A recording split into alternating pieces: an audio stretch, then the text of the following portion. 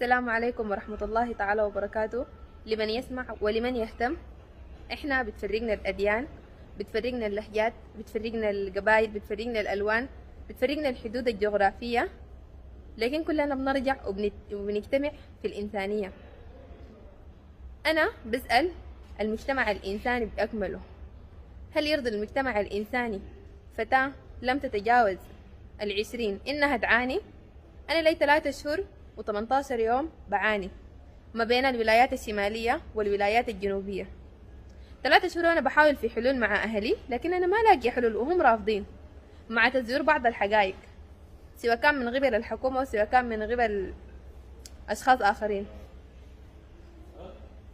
إذا كان أنا في بيتنا مهددة يمن الولد دي يتقدم، وأنا حاليا بتعرض لتهديدات حتى بعد ما طلعنا وإحنا بنحاول نلقى حلول، فأنا بناشد الشارع الجنوبي في دولة شمال السودان إنهم يطمئنوا على أسرة ماما أجيل، السكن 7، مدينة الأمل، السهريج الثالث. بتمنى إنهم يقفوا معاهم يدعموهم، لأنهم كمان متعرضين أكيد هناك للضغط والتهديد. فبتمنى من الناس إنها تقيف وتطمنا عليهم وترفع لنا أخبارهم في لايف.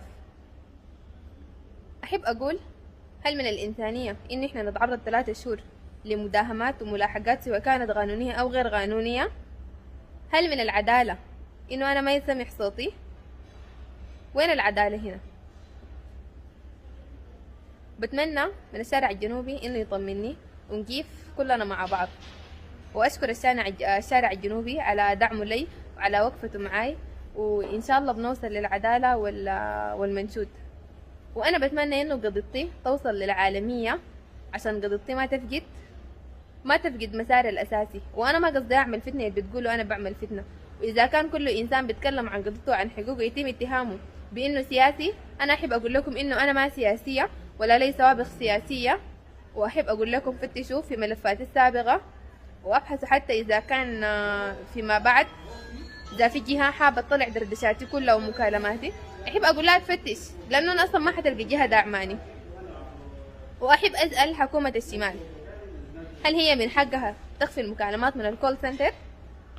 هل ما من حق شركة MTN سواء كان أو زين أو سوداني أو شركات الاتصال ما من حقها إنها تطلع المكالمات كاملة وتطلعها ناقصة؟ هل أنا من حقي على العالم إنه يحل لي إشكاليتي إذا أنا عندي إشكالية؟ أنا بسأل، بتمنى إنه العالم يجاوب لي.